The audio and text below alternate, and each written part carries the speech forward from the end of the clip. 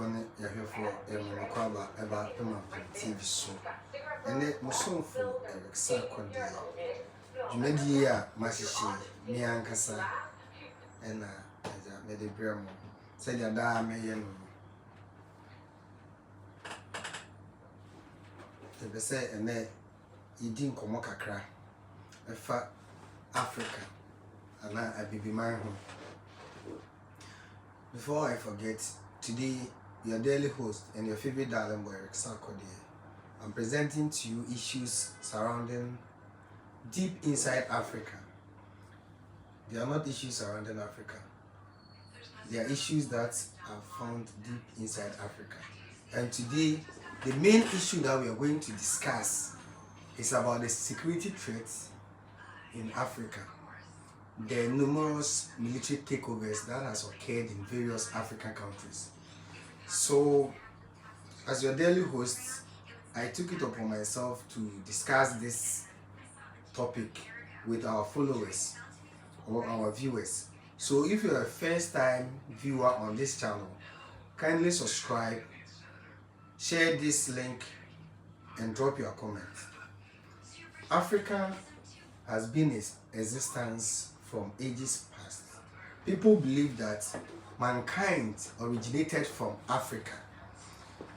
This is the reason why there is a proposition or a theory known as out of Africa theory. All mankind on this earth believe that the origin of human beings are from Africa. So when things are bothering Africans, we should take it upon ourselves to discuss those issues. There has been recent military takeovers, especially in Sub-Saharan Africa, and recently in Gabon also. Let's look at these African countries. The reason why they are going through all these military takeovers in this 21st century. Previously, when these military takeovers came and we were baptized into the what we call the democracy of the day, many people thought these things cannot happen in this modern age, where there are constitutions limiting the tenure of office of every public holder offices or every president in the continent. But still, Africa is going through all these kind of transitions that we have had before. The bottom line is Africa is the world's richest when it comes to the continent.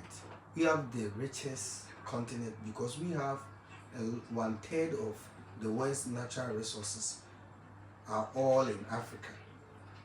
That is why the white people or the colonial masters came to Africa.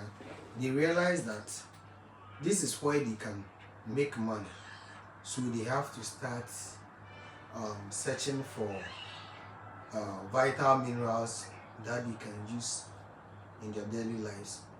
And this made a lot of African countries went through colonization because they had these resources lying idle, and the white people came. Now we know what to do with these things. Let's pick it and go and use them. So they came with their own models. When it comes to the models, the British system was like they are ruling the people through their own people. So they appoint or they give the chiefs in various sectors of the economy or in various regions. They appoint them to be the leaders, so the governors will rule through them. So they were ruling through the chiefs.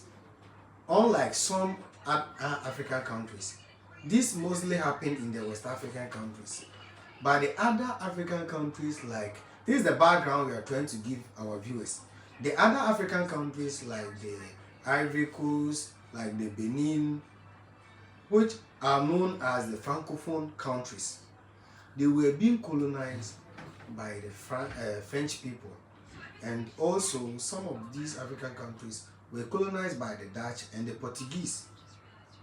But before I forget, in Ghana here, the Portuguese around the 14th, this 1474, is the 14th, they came to Ghana and they didn't last long here. They went back.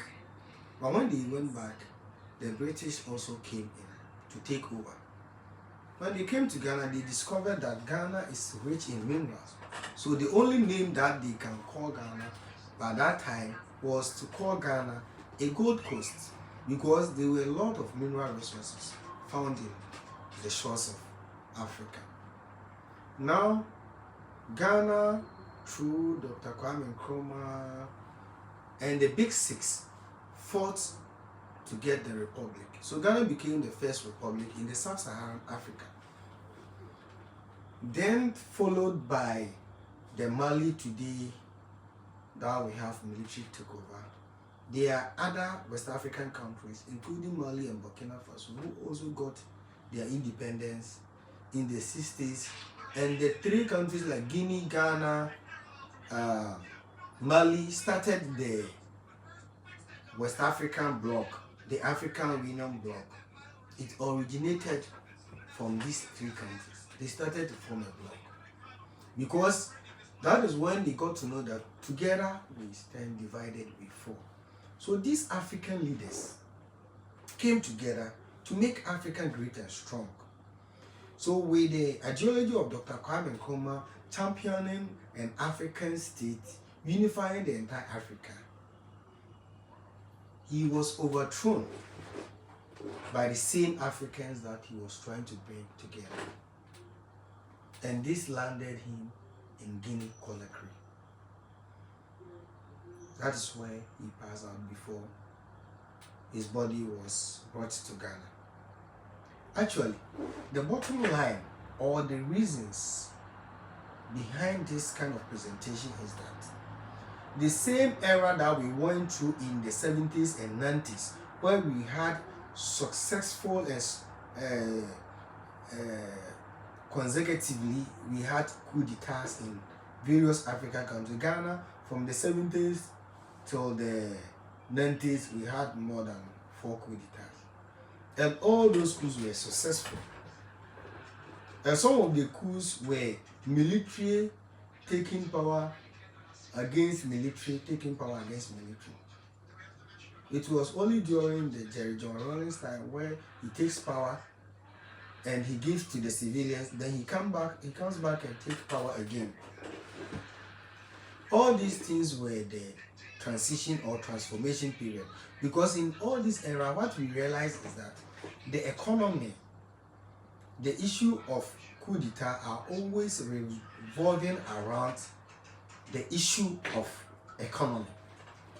The economy is going through economic crunch, economic difficulties, and the citizens are bearing the cost of living. The standard of living is becoming poor, and businesses are hoarding items, and items are getting higher prices. People are not able to afford. So people in those age realize that there should be somebody who will take power from a civilian government and try to rule with the iron sword, so that they will instill discipline and put the economy back on the right channel. But our consensus is that, has it been always successful with these military takeovers? Has the economy seen any fortune after a military takeover? The challenge is that when a military takeover happens, sometimes you cannot blame it on the military leaders. Sometimes you can blame it partially, because whenever there's a military takeover, the entire economic bloc, now every country is not living in isolation. The economic blocks that binds a lot of countries, and you sign those treaties together, and these treaties are most often against military transitions or takeover of power. So As soon as you take power, those economies or other countries strike your country economically by putting economic sanctions, impoverishing the people further. So the ultimate aim of taking power and bringing prosperity to the people becomes a nightmare, because how can you bring prosperity to your people where, suppose you are a landlocked country and you take your deliveries from source of other country, and they are saying that we will not allow, we close our borders, we will not allow goods to transit through our borders to your country. So the economy will further deteriorate, or will go down, will melt down, because there are a lot of blocks against you. Financially, they put sanctions, they freeze accounts of those countries. So if you are taking military power, sometimes you need to also reconsider the sanctions that you are going to make. Is it going to further impoverish the people? And one question that I would like to ask also, in Africa, when we know that these people are impoverished already, and some military takes power to put them on the right path, and we disagree with them, then we punish them again. Who suffers the punishment? The military leaders never suffer a punishment. The punishment, the incident falls on the ordinary citizens, because if there is only one resource left in the country, whether being it electricity, being it food, being it oil and gas, the military officers or the governments in control of the day would use those utilities, will utilize those resources. They will not transfer those resources to the indigenous. So definitely the indigenous are at the punishing end. They are always at the receiving end of punishment. The bottom line is, what then should we do as a country, or as an Africa, as the entire African nation? What then should we do to avoid military takeovers? What should we do to avoid sanctions on ordinary citizens because of the military takeover? The bottom line is good governance. When there is good governance, then the chances of military takeover will be minimal. Let's talk of Guinea, Conakry, Mali. Then let's talk of Niger. What happens is that these countries, sometimes even people don't have a daily meal in those countries. They are facing a lot of economic hardship in those countries. And the people in authority, the people in government are always living a lavish lifestyle. They are living expensive lifestyle. They are showing off their wealth each and every time. They have all the opportunities. They have all the oil resources to their advantage, all the business opportunities to their advantage, and they are registering businesses in other people's name which belongs to them. They are in charge of our gold resources, they are in charge of our mineral resources, they are in charge of everything in the country. But by the time they leave power, the amount of money that will be left in the country's office may not be even up to $1 million or $50,000. Then they will, other substantive government will come in and keep that. The amount left in the national treasury cannot even pay salary, government workers' salaries, not to talk of contracts that has been awarded, or contracts that have been awarded to various contractors or various companies. So if you cannot pay as a nation, pay your salary workers 3 months salary with whatever you have, then this will raise a lot of eyebrow. It will raise a lot of questions, and it will bring a lot of discussions among the populace. So the populace will be agitating within themselves. And per the nature of the democracy that we practice, there are many African leaders, including Ghana. People will be in authority and they are afraid of criticism. When you criticize them that night, you cannot sleep. You have to find another place to go and sleep. Even not government officials, those who are aspiring to become government officials or to be MPs or to be DCs or to be ministers, or those who are aspiring to be a leader in the society. Even those people, you can't mention their issues. You mention somebody's issue and they will call you, my brother, my friend, why did you say so? Why are you saying this? It means that you have no right to talk about things that are bothering Africans.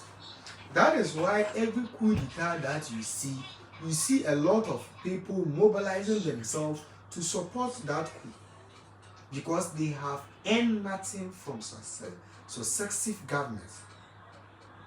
Some governments may be in power and a term limits will lapse, and these people will try to go and adjust the constitution, go and do a new law, or go and pass a new law.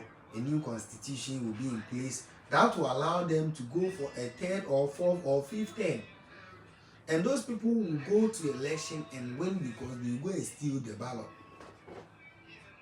And after they steal the ballot, because they have the state machinery at their disposal, like the police, the military, because they have all those people at their disposal, they will use them against anybody who tries to challenge the authority. And this is the issue that we have in Africa.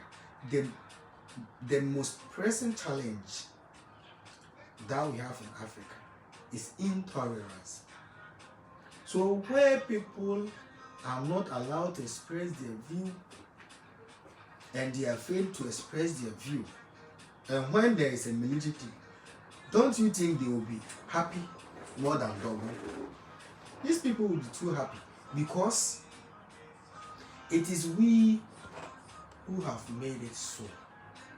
Because the country Africa, the continent Africa, and the country Ghana, the country Mali, the country Guinea, the country Niger, the country Gambia, the indigenous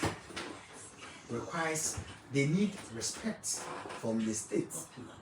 Even if the state is not delivering on their promises, at least they need some kind of relief. So if you don't allow these people to speak out what is bothering them, and you start intimidating them because they have spoken the truth, and no man can speak the truth on the continent again, then we should be ready for more of these things to happen.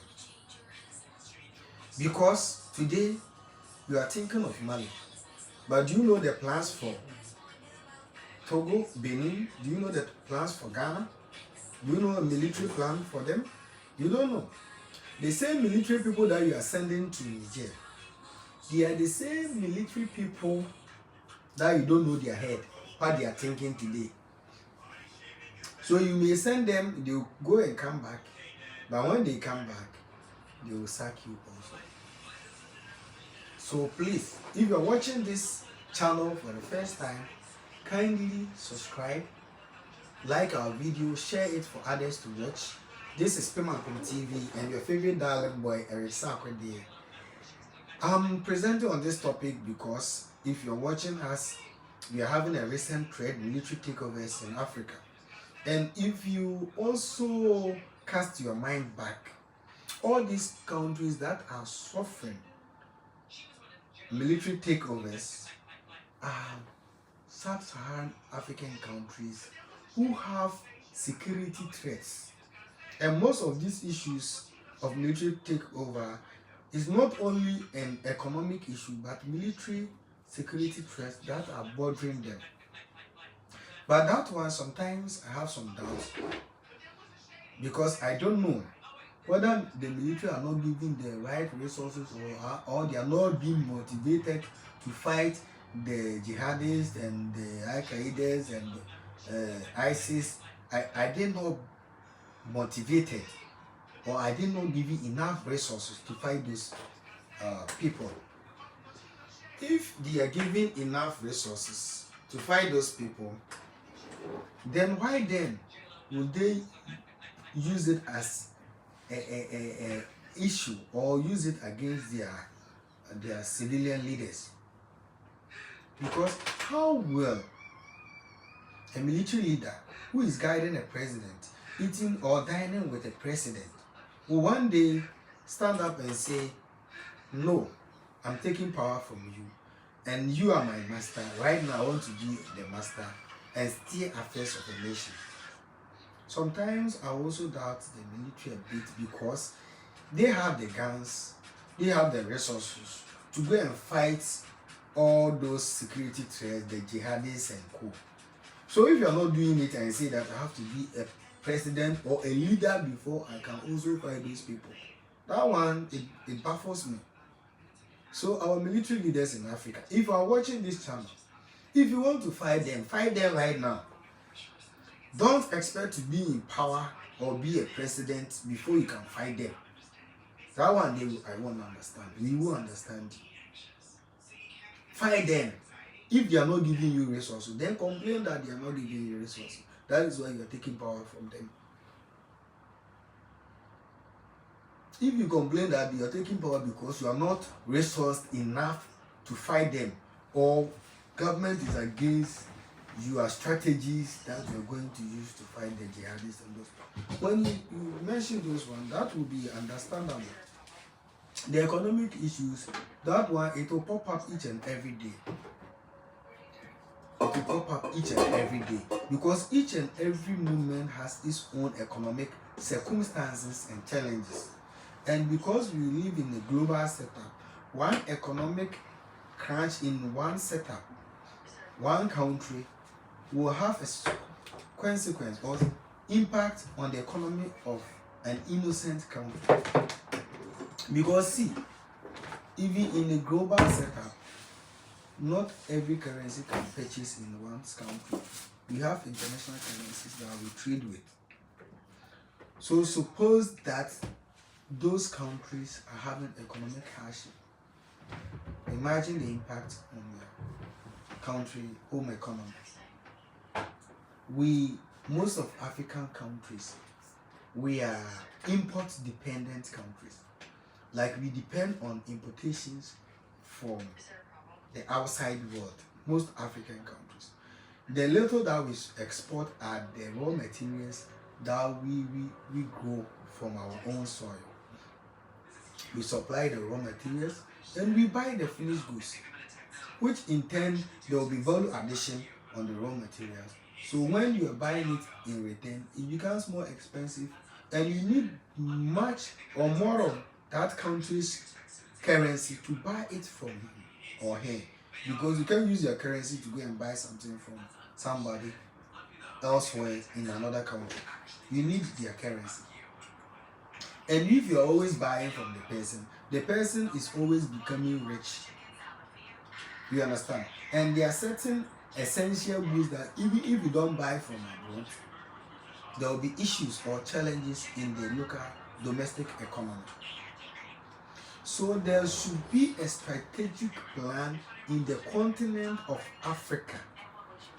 And that strategic plan will help Africa be sustainable so that we can dependently do our own stuff over here. And when the continent is booming and economy is becoming stable, you know that these things, when the economy becomes stable, the end result is everybody, every individual in the country will have a lot of relief. A lot of relief. These people will not feeling that crunch again. They will not feel that struggle again. But if you allow all this to happen, where even a toothpick you import from other foreign countries, even tomato, onions, or other vegetables that you grow on the soil of Africa, maize, food crops and cash crops that we grow on the continent of Africa to sustain us, even most of them we are importing from, if not neighboring African countries, we are importing from abroad. So imagine if you are in an economic setup where all these things are happening and people, graduates are not getting job, graduates are unemployed, and every graduate nowadays wants to be a social media star, because that is the order of the day. Because you carry your degree, your masters, you roam about, you not make any CD or dollar or CFA franc, you not make any money, and the same people that they have to employ you will come on television, will go secretly and say the Ghanaian or the Nigerian youth are lazy, they don't like work, the Togolese youth are lazy.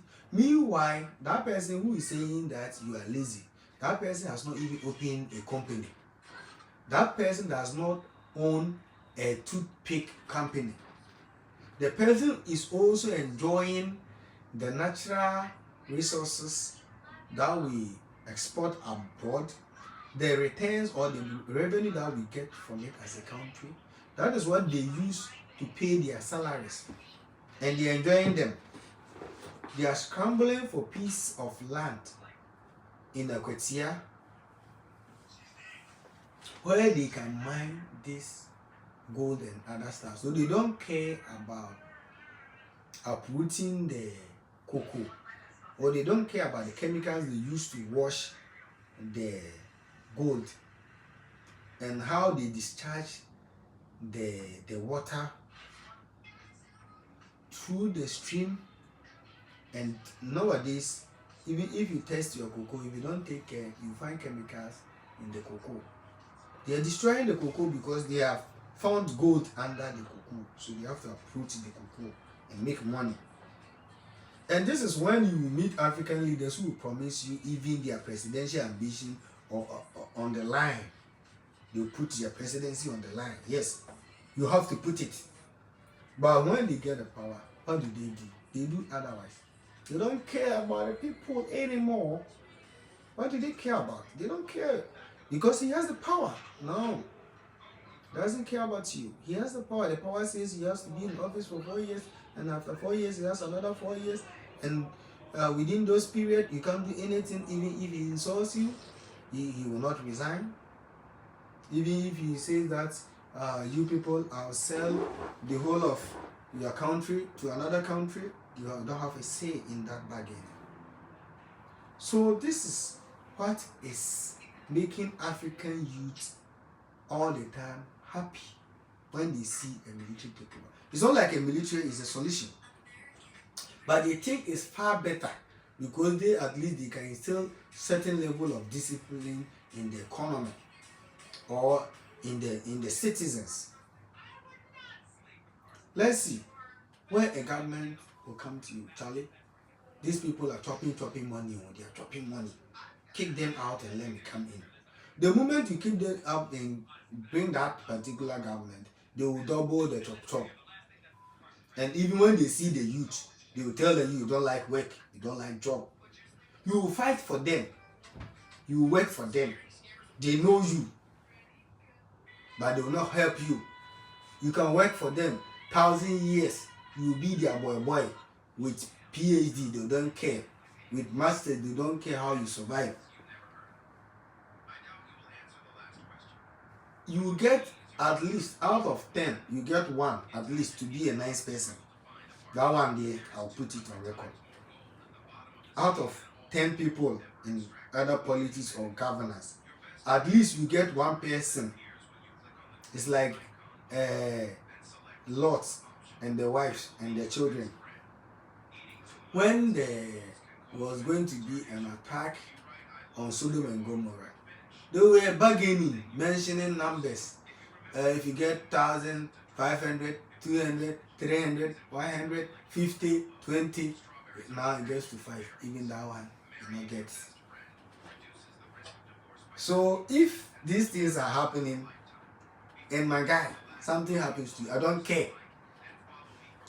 Because you don't care about me. So why should I care about you? So if you're an African government, or if you're a government in Africa here, there's a new revolution in Africa. Let me tell you, if you don't know, prepare for a revolution. Because the military will come after you if you misbehave. Don't sit there and say that you have 4 years, 7 years.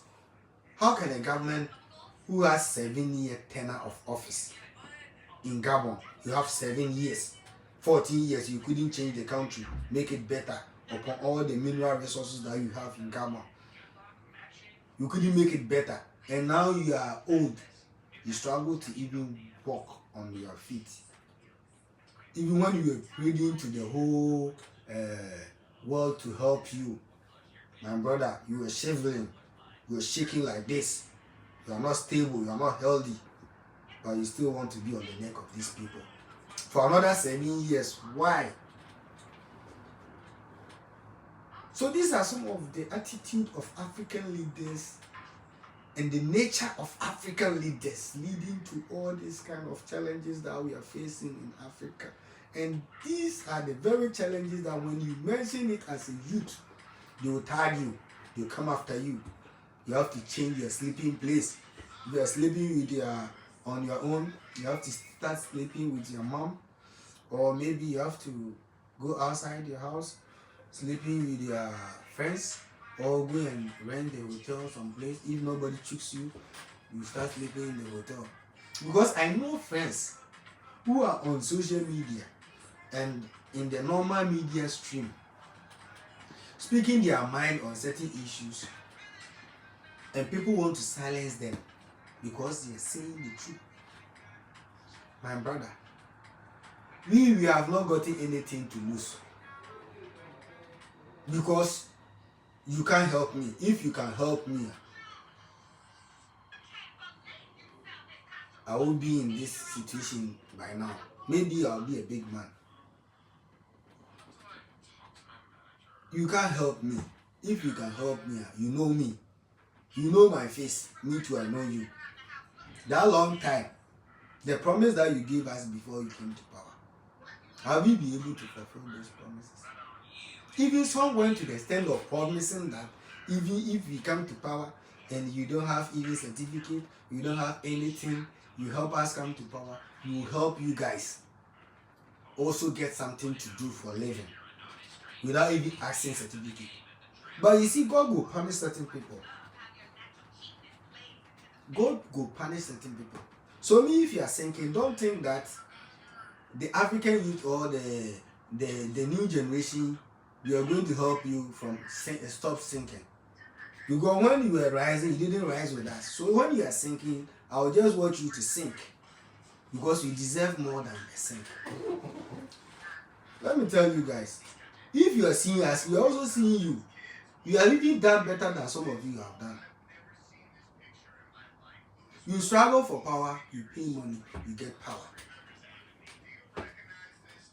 When you get power, then you struggle to accumulate the country's wealth, resources. Then you will be in charge of authority. Because you think now you have accumulated a lot of resources and you are now rich. You control everything that goes on in the country. We don't care. Because even in the 8 years or the 12 or the 20 years, we have been living the same way we are living today. So we have nothing to lose. Let's tell you the fact. We have nothing to lose because right now the hardship that we go through I went through the last 3, 4, 5 years, 6 years, 10 years. I'm still going through the same hardship today. So what else can he offer that will change my life?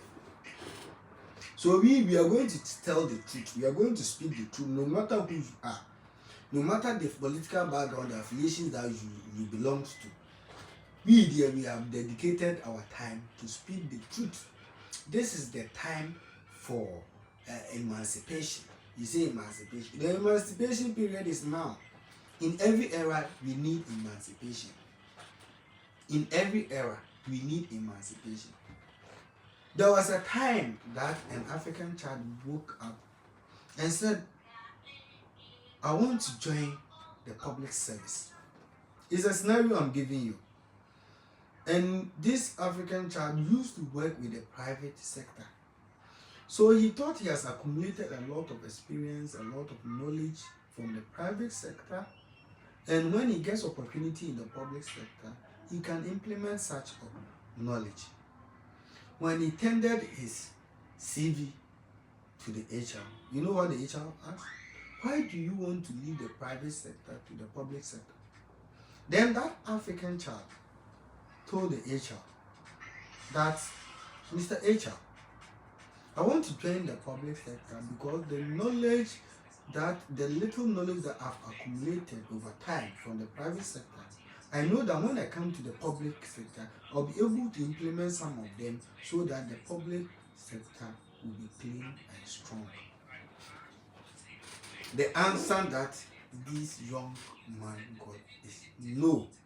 The only place you can contribute to the quota of the country, the only place that you can help for the continent of Africa to survive or for a nation to survive is to remain in the private sector. It means that he has no opportunity working for the government sector because of the mentality that he has to change things. Because that old man there doesn't want things to change. But when you start changing things, you try to close the channels, the loopholes that they make money from. So why you little child you want to stop what you have been, inheriting from ages? Let me tell you, my African brother, let's stop overjudging certain African nations because of their reactions towards military takeovers, their support.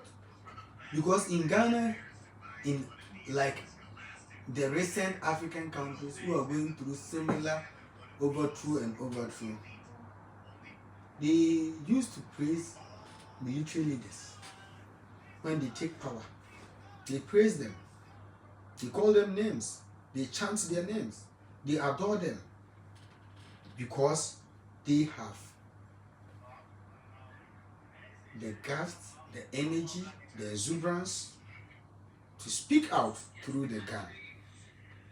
Now we say we are in the 21st century. So somebody sitting there in the West is thinking that in this 21st century, there should be no military takeover. That is the assumption.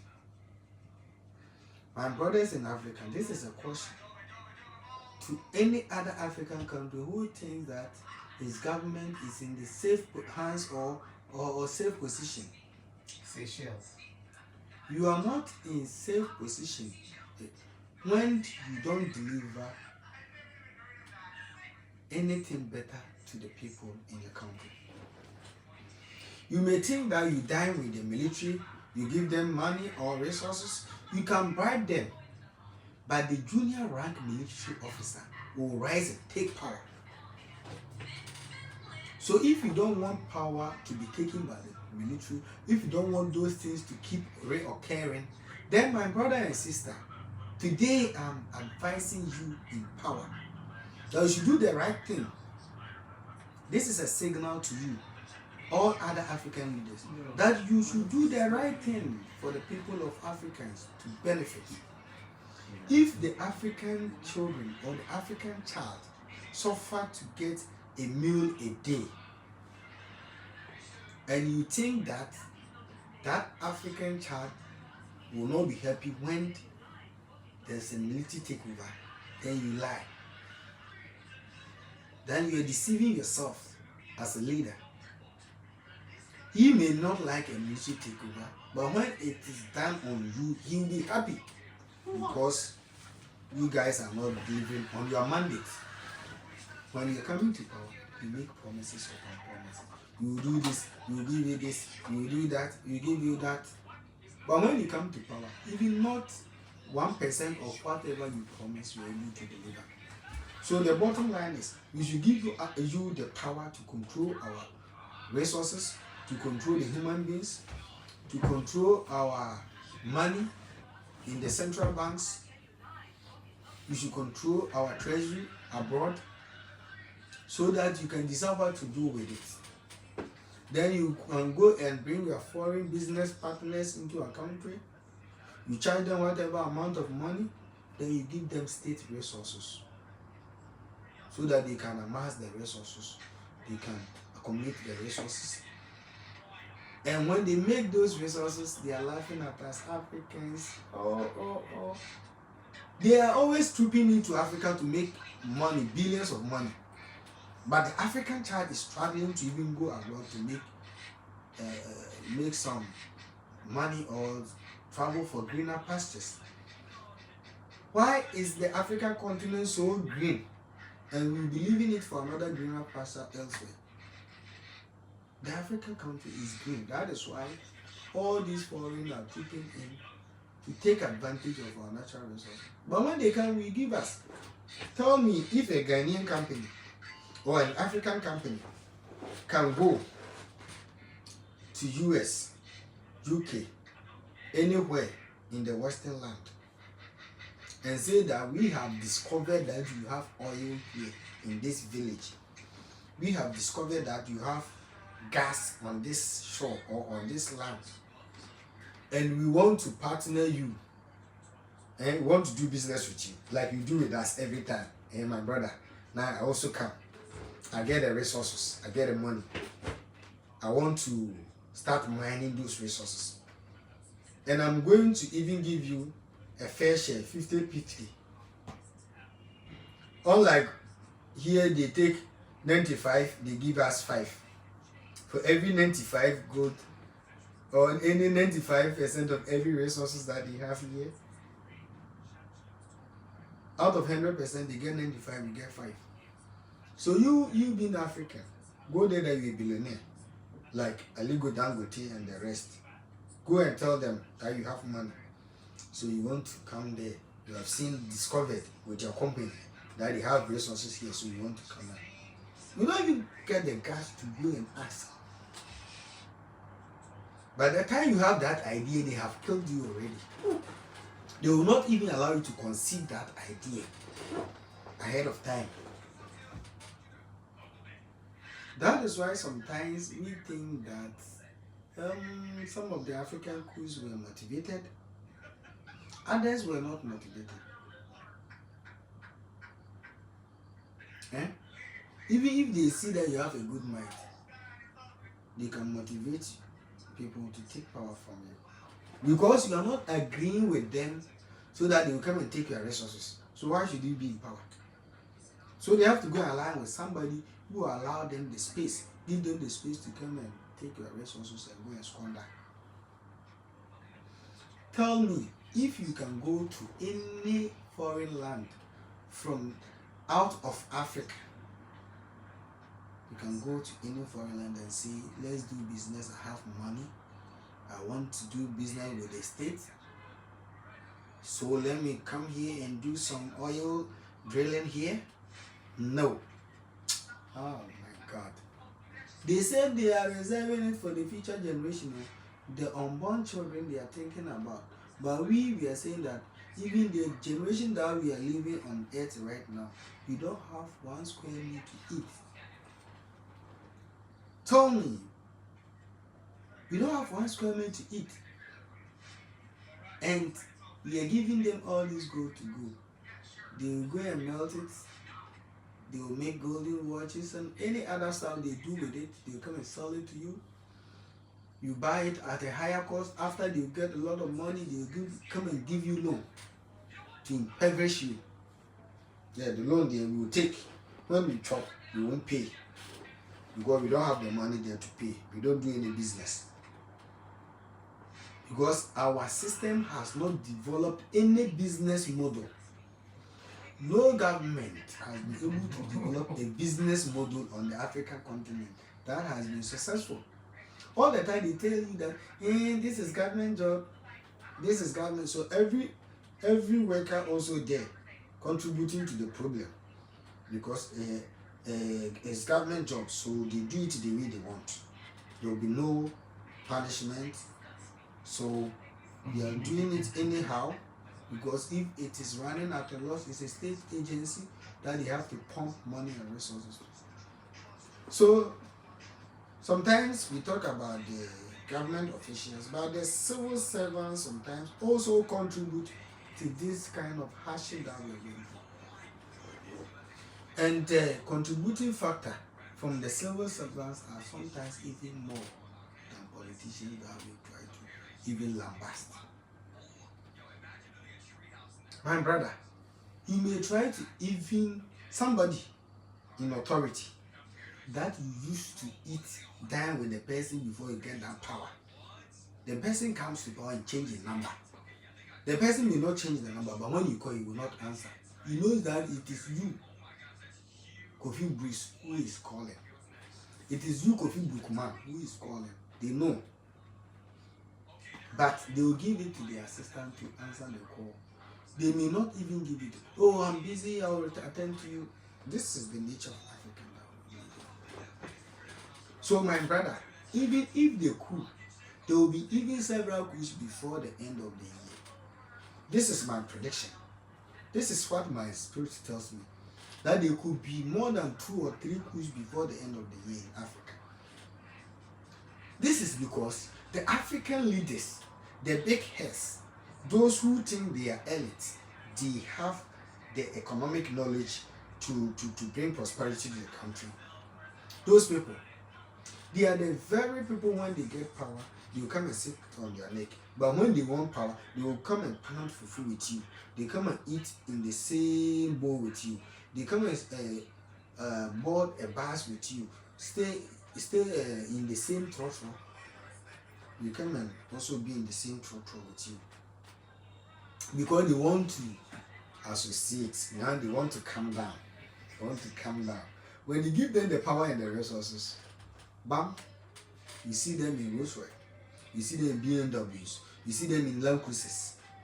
Yes, this is the nature of Africa that we have. And when there is a military power struggle and other stuff, the security challenges, then they will also come together and say that we are going to punish. But you are punishing today, but tomorrow you don't know what is coming to you. Somebody may also come and punish you in the other way around. And they have forgotten that when they come to power, they will always go for position if there is no military takeover. One day another political party also takes power. And these people will be relegated. They go and sit back and do nice. And when they want to come to power, then they will be doing fanfare, raising funds for support. My brothers, you know you and I, we are the same, and the party needs money, we don't have money. And so what? Make I not vex. Make I hold my heart. If I vex, it won't be proper. Because they will come and take our 1 Ghana cedis, our 1 Naira. They will come and take our 1 franc, and they will take our 1 I don't know, dinar and those things. They will come and take it in support of their political aspirations. And when they get power, they sit down, and even you can't enter his office. He becomes a demigod. All of a sudden, he becomes a god. He levels himself like God. He rose even above. And there was one recording one time I heard about one politician in Africa. He said that a journalist is an intent, deemed just an intention. And you have the guts to call me. You have the guts to call me. Why didn't your editorial manager or somebody in the higher rank in your institution call Why don't you call me with a higher rank person? Because he's a commoner, he's just undergraduate, he's just doing an intern. He doesn't respect, she doesn't respect your certificate that you have. It is nothing. Your certificate is nothing to him or to her. So how can that person find a job?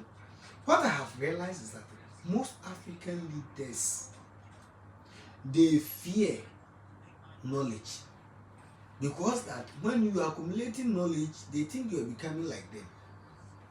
One day you come and take power, you also be in the same level like them. So when you start and you are a youngster and you are very brilliant and you are coming up, they will always wish you down, because they will always want you to be a servant. You will be serving them. This is African for you. You serve your African leaders till you die. They will not give you opportunity to grow. Because when you grow, you become like them. When you grow, their notion is you will become like them.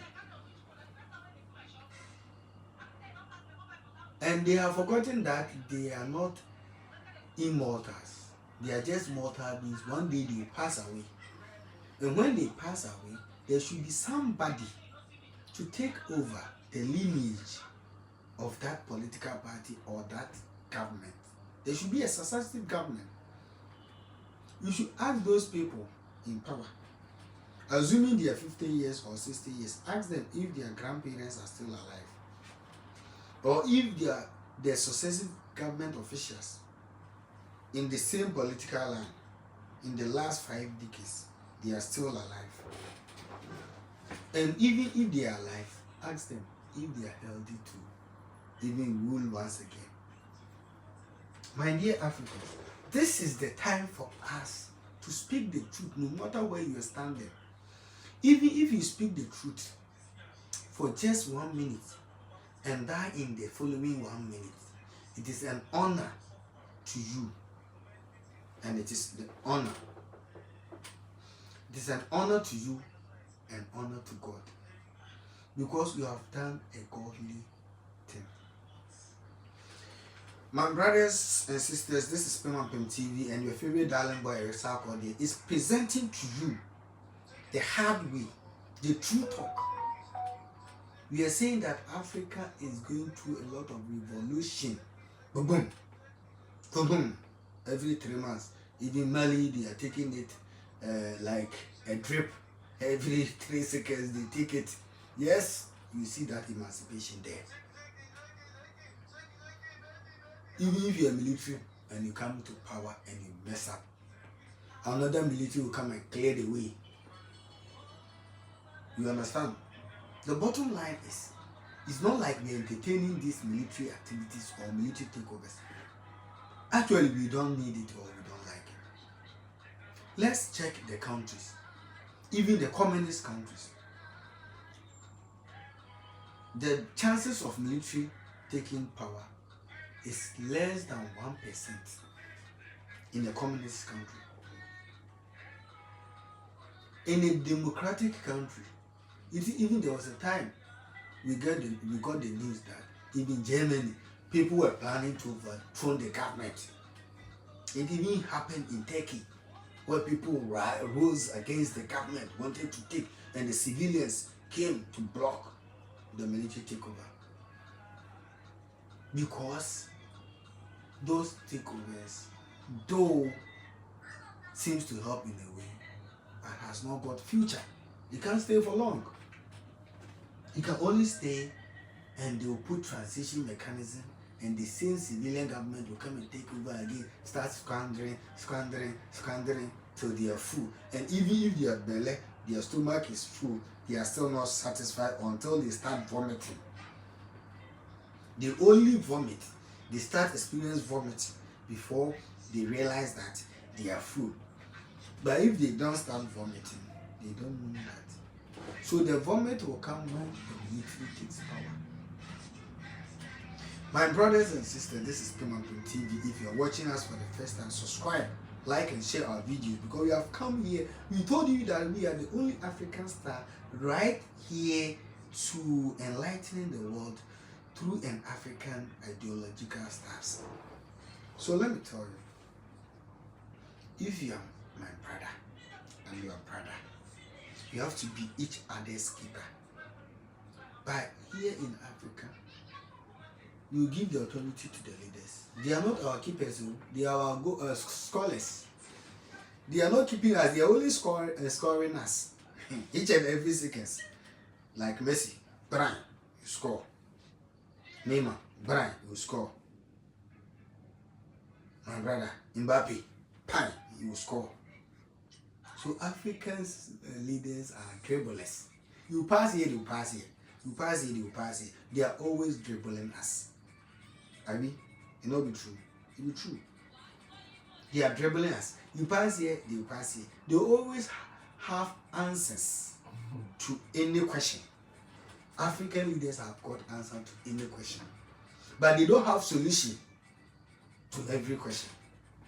They only have answers. They don't have a solution, and the answers are always excuses. The African leader will give you excuse, and they even if you don't take care, they will even put the blame on the white people who came in the corona time. They didn't see them. They never set eye on those, even the white people, that they are now doing business with them. And later they will complain their economic woes on those 18th century, 19th century challenges that we went through. Even if this current crop of leaders were there in those ages, that would have been a fine business for them. Things would have been worse. Sometimes people say those periods are the primitive or the old period, as like the people did not have knowledge, a lot of knowledge, and this how people are accumulating knowledge. My brother, and how much knowledge are we accumulating in Africa? How much research investment are we doing in this African continent? What is our motive? What do we want to achieve in this global struggle for power and energy and technology? What is our contribution? We don't have any role to play. But this time around, let me tell you, the current generation will instill discipline to our leaders to play a role. If they will not give us opportunity to deliver, then we will also put pressure on them to use their old head to provide. If they will not allow us to use our new heads to provide, those old elves in their ages, even if you give them a laptop or a computer, they don't know how to operate it. You have to operate it for them. And they say that they are not lazy. They have the wisdom, they have the knowledge, they are the ruling class. This is their era that they have to rule. And even if you give them laptops, if you give them computers, you have to work with it because they don't know what is there. My brother, if these people do not even use technology to appreciate the impact of technology on the people or in the country, how then could they champion any agenda of technological advancement? My brother, if you are watching me, I see this is Pimampe TV. We are the African star seeking to enlighten the world through an African way. So if you are sitting there, don't think that we are not going to talk. We are going to talk. And when we are talking the truth. And we are like a sword. You cut here and cut there. You cut every corner. You know, we cut only one corner. You go cut here, you go cut here. Today we are on the leaders. Tomorrow we may be on the youth. But the problem is, the youth has no opportunity. They don't give them the chance. So that if they are messing up, you can even whip them in life.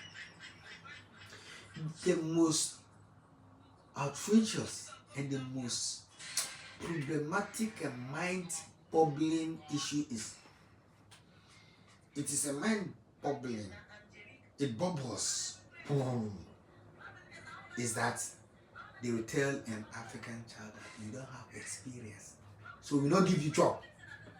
My brother, if you don't give the people job, if you don't give them education, proper resources, opportunity, the military will come after you.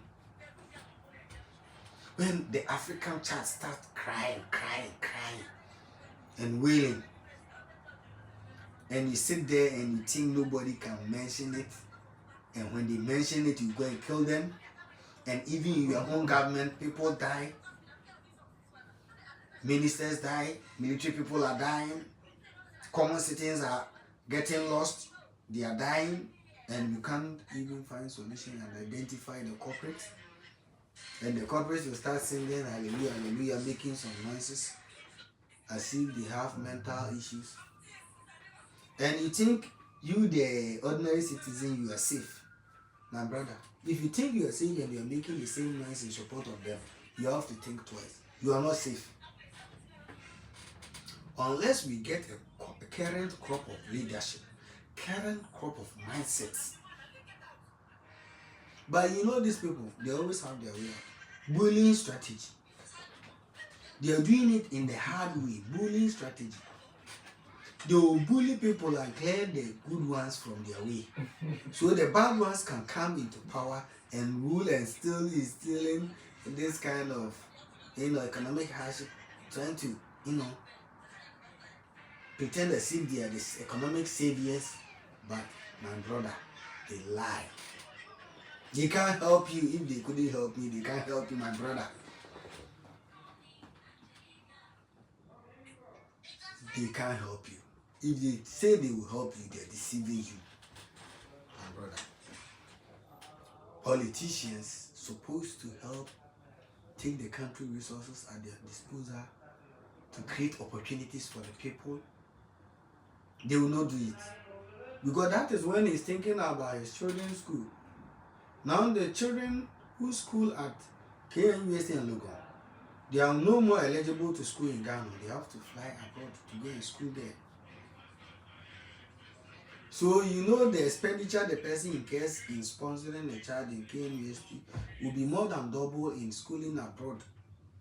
So my brother, you not go there and tell your issue or say your problem and you get a penny, 1 coin or $1 to go and solve your problem. The moment he starts seeing you, he thinks that you are bringing a problem. So you even tell the secretary that tell him I'm not there. And even if you come to say, oh, I'm busy, I'm in a meeting, wait for some minutes or wait for some time, I'll attend to you. Maybe you can go and come back later. These are some of the stories that an African youth are facing, an African child. In fact, we are going to continue with part 2. Today, we came to speak the hard truth, the issues bothering Africans, especially those in the Sahara Desert, the Sub-Saharan Africa. When you want to destroy your country, you get helpers to come and help you to destroy your country. There are many thousand people abroad in the Western land, elsewhere, who are willing to come and ruin your country for you because they think our mind is very small, myopia. I remember my friend said, Mayota. Now today Africa will be Mayota. If you don't take care, it will be Mayota. Because the youth will not support you. Like the Turkish, where the youth and the population in Turkey rose against the military takeover. If you think there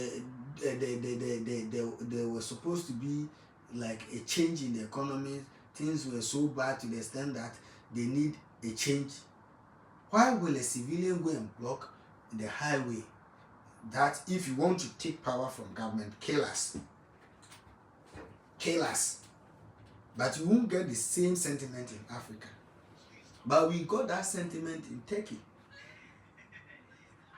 You won't get the same sentiment in Africa. Because you are not dealing with us fairly.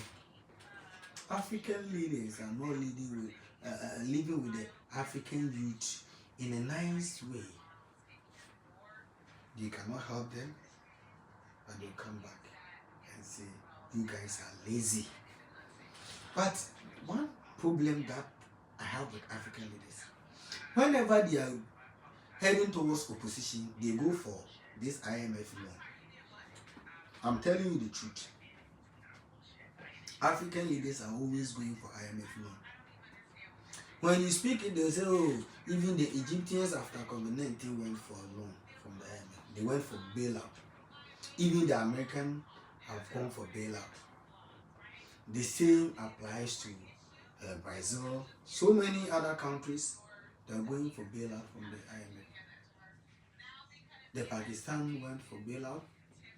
So what makes it different if an African country is also going for bailout? But the bottom line is, the bailout money will come, but the when they promise the white people that they are coming to use it to do that one, they're not going to use it. And remember that the interest payment on those loans and the principal of that loan, my brother, it is you who is going to pay. You are, even if you don't pay today, your children or your generation to come will pay in your name. Even if you die today, your children will pay in your name. So African leaders, the bottom line is, taking a loan is not my problem, but the utilization of that loan fund is my problem.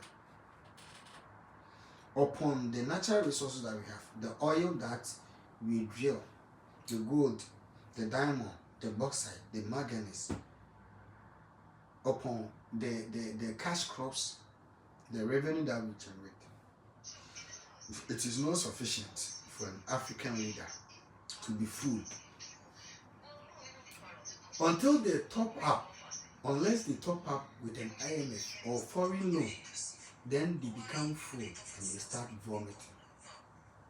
vomiting. And my problem is, when there's another crop of government, they too, they can't even arrest one. They can't do anything. They come and they also follow the same path because they are going to follow the same path. So how can he arrest you? Me, I know I'm also coming to steal. So if I'm also coming to steal, why should I come and arrest you? It be one girl. That is the nature of African leaders that we have been having. Because even if there's a change of government, me, I'm coming to do the same. So why should I prosecute you? It is logical and reasonable. Because I can't prosecute you. Because I know what you do there, I also do the same. And I will do the same. So why should I prosecute you? I won't prosecute you. Go your way, let me have my way, finish my own, then another crop of government, whoever comes, I don't care, because I make my money ready. This is the kind of African we have. So my brothers and sisters in Africa, don't be surprised. This is not to say that we support military takeovers and coups. No. But just this to inform you guys that if you don't do your tenure well and somebody snatch power from you, we the African youth, we don't mind you. We care. They do our own business. We don't mind our own business. Because if they do your own business, you know they care about us. You know they good. You know they care about me. Whether I get job, whether I not get job, whether I get better school, better education, or whether I not get good education, you don't care. So when somebody is pinching you, why should I care? If somebody is fighting you, why should I care? Because you don't bother thinking about me a minute or a second. Even my problem is those leaders that you serve with your blood and toil. You always make arguments. People may abuse you. People may disagree with you. But you still stay in touch with the roots of your ideology. But the ideology doesn't care about you. The ideology doesn't put food on your table. Since the ideology doesn't put food on my table, now you speak the hard truth. Even if you put food on my table, this my tongue belongs to me. You can't change it. Because we, the new generation, the African star,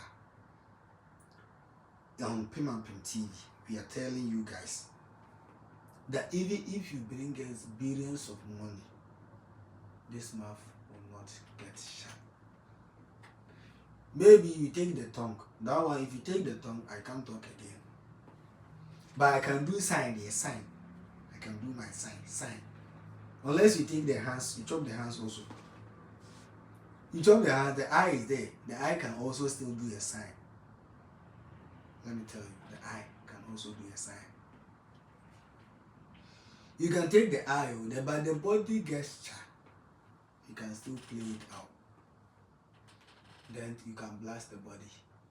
The soul will be happy wherever it goes because you don't know where the soul is going. Maybe that time, the transition the soul is going to make, the enjoyment the soul is going, you even don't know. Maybe that place is even far better than here. That's why you don't care about economic crunch, economic issues. So now that we have life, that is where we have authority to talk, speak against, because we have generations after us who needs a life, who needs to survive. So my brothers, we draw the kettle down here. This is not to say that we are not going to continue this topic.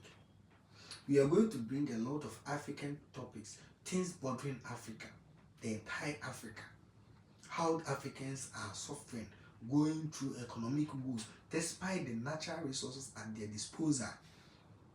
My brothers and sisters, don't get angry. If I have even offended you in any way or somebody in any way, it is just about the truth. So if you're offended by speaking the truth, you're offended, please take it easy, because that does not change your position from being a thief. If you're a thief and you're stealing and somebody says you're a thief, why should you get angry? Because you know you're a thief. You're thieving. And my student once said, teacher, this girl thief me. So if you thief me and I speak the truth and you say you are angry, God will punish you. If you thief me and I speak the truth and say you could kill me, one day you come and meet me, but that time I'll be guru there. Definitely you also pass out. But after you come, maybe my throne will be different from your throne. That is where you see, you ask me to go and touch water and drop it on your tongue. I will say, my brother, the link between us, there is a valley, there is a vacuum between us. I can't help you. This is an African style, enlightening the world through a hard talk. Speak the truth, and the truth shall set you free, no matter where you are. And God, the Almighty God, the maker of heaven and earth, will bless you. Will see your hard work, that this planet that He brought you was not in vain. One brain. This is what the Ghanaian will tell you. Bregu Eya. So please subscribe to this channel, like it, share it for others to watch. We are the African style. Don't forget, this channel, Puma TV, is the one and only African style, here to stay and to propagate the gospel of Africa, and that of Africa alone. We may bring you other stuff from elsewhere, but the focus is on Africa. We want you to see what is happening elsewhere and compare it with what you have home. If they are not cheating you, if your African leaders are not cheating you, tell me, if you compare what you see from abroad to what you have home and the resources that you have. So if you stay there and some people are stereotyping you, they don't respect you, the white people, they are looking down upon you, don't blame them. It is your leaders, the crop of leaders that you have in your country, in Africa. They are the cause of all these wars. Let me tell you, if you are from South Africa, you have to be proud. In a way that I traveled to a country where they mention two crops of people in Africa, and they think that if you are from the other crop of people, you are not good. Not that you are not good, though, they don't trust you. But you are from the other crop of people, they trust you. This is the making of our African leaders. Because if you do your country well, if you do it well, and they come and see your country, how you have managed it, that same white people are coming to your country to steal your resources, that person will panic. You not even get the guts to, the courage to say that I want to even do business or partner you, because you know what to do already. You are doing the business on your own. But they will come and propose a business plan to you, and they will own about 90% shares, and the country will own 5-10% on your land. Can you do same in their land? No. Africa is for you. Don't sell it out. We see you next time, and please get prepared for the part 2. We speak it the hard way, and we will tell the truth all the time. Stay tuned to us. We have so many videos on this channel, Pim TV. So afterwards, you can drop your comments, share the video, and go and watch the other videos. We have a lot of stuff concerning African culture, African identity, promoting and appreciating the culture of Africa, so that when you look down upon yourself, my brother, if you call your culture primitive, your way of life primitive, and you don't respect it, nobody will respect it for you. They would rather capitalize on it and use it against you and stereotype you. So my brothers in Africa, wherever you are, wherever you belong, whichever country you belong, appreciate it, accept it, and be proud of it. And that is the only way you can help enlighten the whole African continent. Please, you have to light the candle or the lamp. You have to light it wherever you are as an African. Thank you.